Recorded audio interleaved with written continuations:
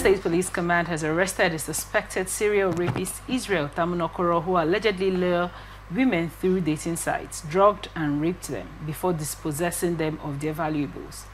Tamunokuro, 34, who resides at Gulf Estate on Odili Road, was apprehended by operatives of the Octopus Tactical Unit at a hotel while attempting to execute another attack. Police say he forced victims to reveal their ATM pins before emptying their accounts.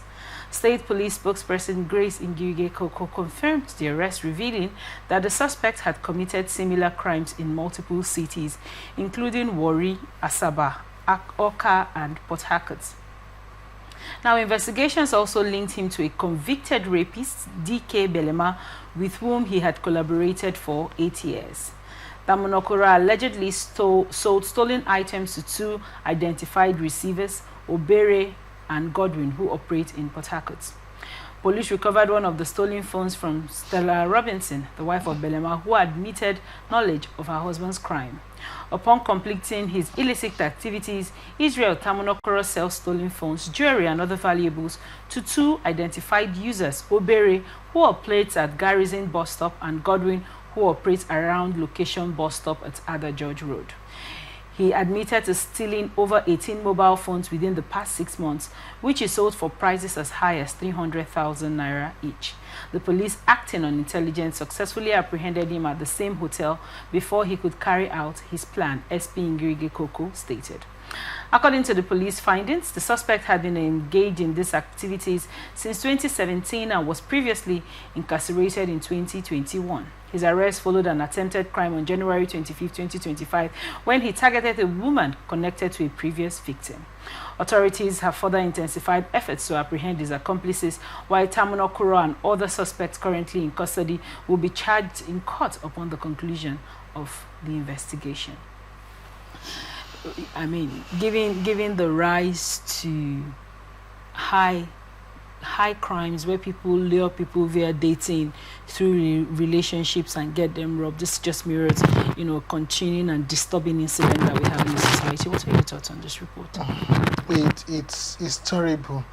Using social media a tool that should enhance friendship and enhance how people interact. I am not one who will condemn people for starting off a relationship via social media.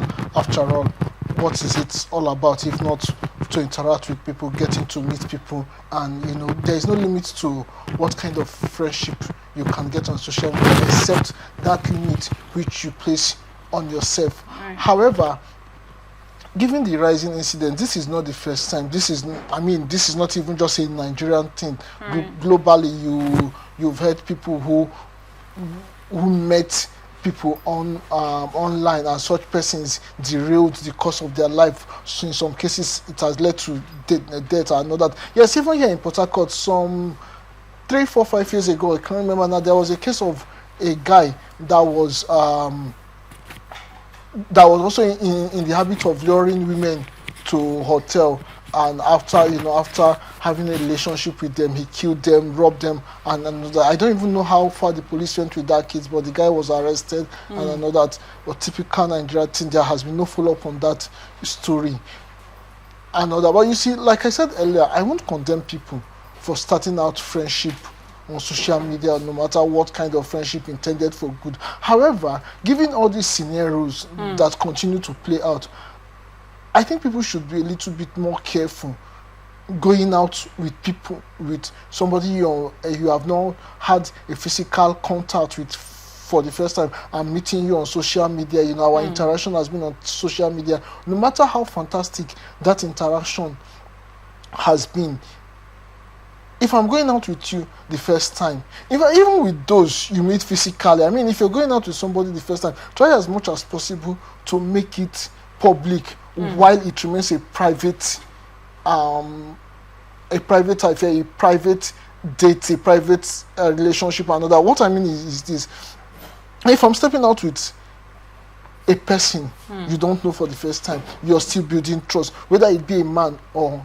or even a woman, because these things are not gender specific. Right. Yeah. So whether it be a man or a woman, yes, it's a private discussion we are going to have. Yes, it's a private affairs. Yes, it's a private, whether it's even business we are discussing. Whatever we are going to do there is private. But for the fact that I'm meeting you for the first time, no matter how much we have discussed on social media, this is a real life situation. I'm meeting with you for the first time. So make it as public as possible while remaining private. What I mean by this is this.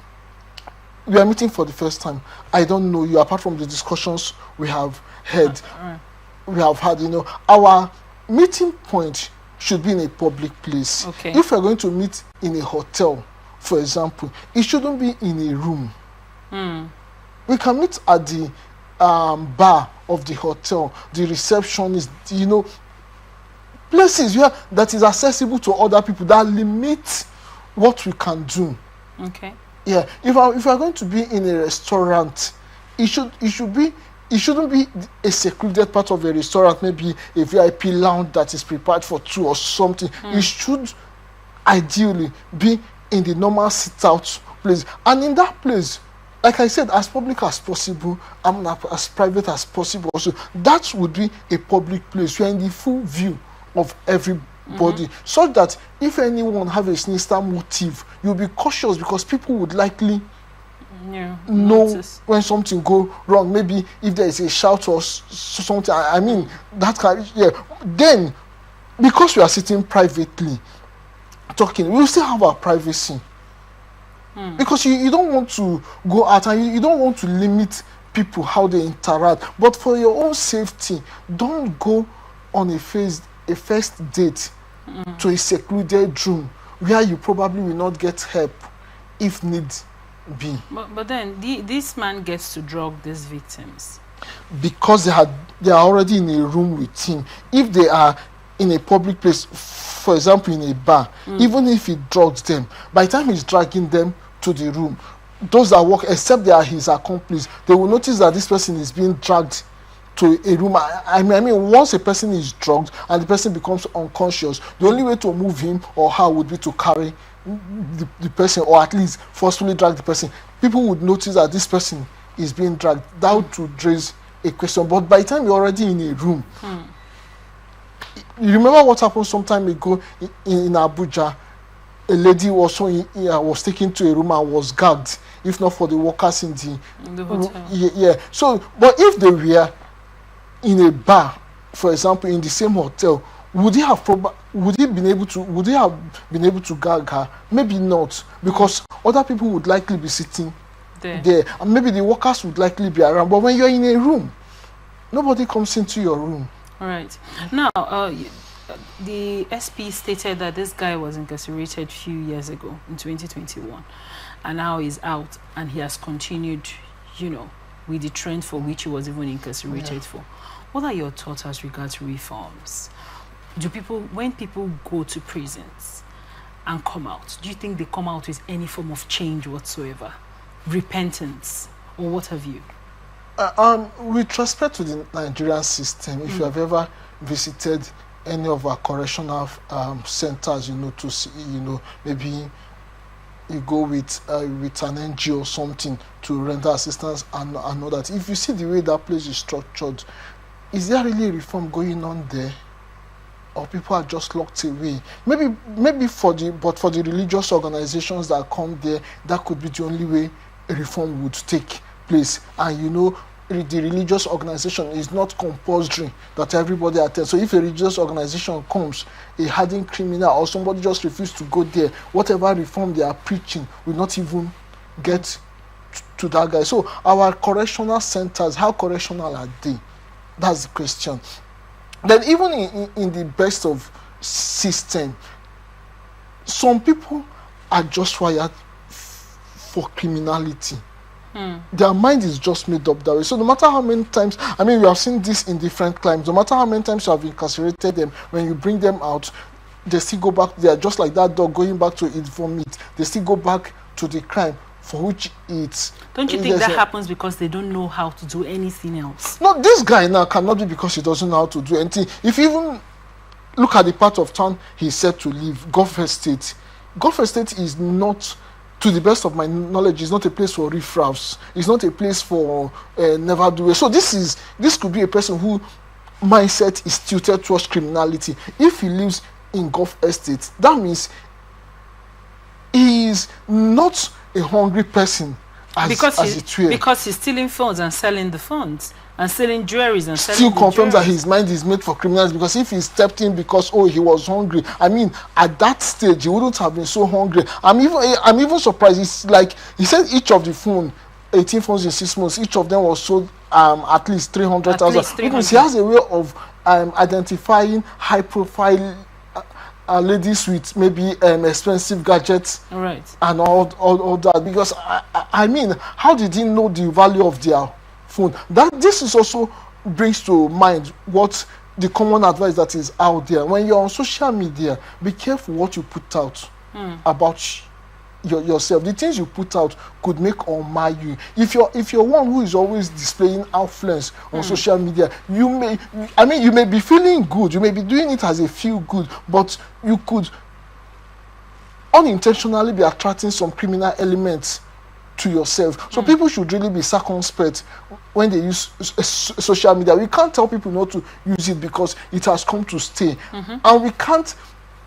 I for one, I won't be of the view of limiting how people interact on social media, but it is for every individual to put that limitation, that boundary on himself. You decide what you want to put out there. You decide the kind of people you want to attract. You decide the kind of relationship you want to attract. And even when you have made those decisions, you should decide at what point you become free with each person. And I think this is a common sense even for normal interaction. I don't meet you for the first time and I throw my whole life at you.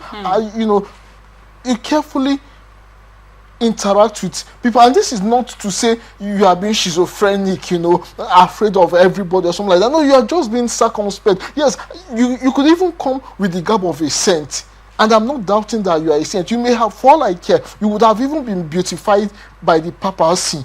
And I'm not doubting that, but I'm meeting you for the first time as Saint so I'm going to interact with you with caution, even if you come as Saint XYZ. And I'm not doubting your sainthood, but wisdom demands that I interact with you cautiously until I get to know you for myself and feel comfortable around you, and now decide how much of myself I want to let out to you.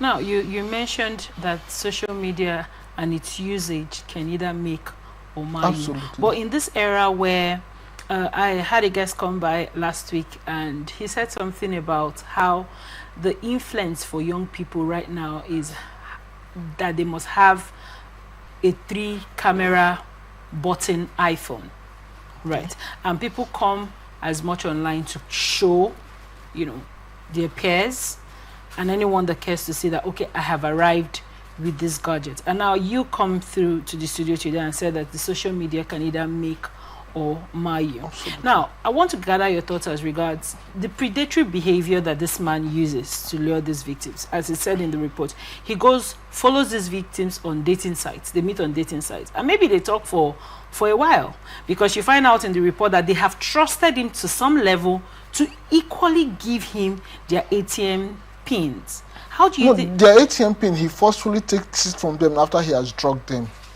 Now, when someone is drugged, most of the time they fall asleep. Is the person thinking of talking? The person may not be talking, but I think at the point where they are still between consciousness and unconsciousness, they are slipping into unconsciousness. Now, they have not lost their mind, but they are not as conscious as they would be. Normally, if I get hold of your pin and ask you for your card and ask you for your pin, that would likely set off an alarm in you. But if you are in a state where you have become irrational, maybe because of an influence I've used on you or something, at that point you could give out any information, so I could get hold of your pin. Now at this point, these persons are no longer in control of themselves, especially with their thinking. So he gets hold of their card and asks for their pin. At that point, it cannot be said that they willingly gave him, because they were acting under some influence, which ordinarily they would. I mean, we are all human. How many times have you given out your pin to even your trusted fellows or friends. Now talk of somebody you're meeting physically for the first time. The moment if I get a hold of your card, I mean, if I'm even holding your card, in the first place, it sent off an alarm. What is he doing with my card? Then I go ahead to ask for your PIN.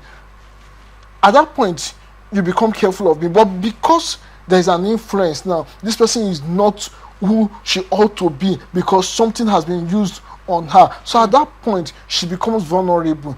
It could even be a he. Then when asked for the PIN, they have no option than to give it. And you cannot be said that that was willingly given. Yeah.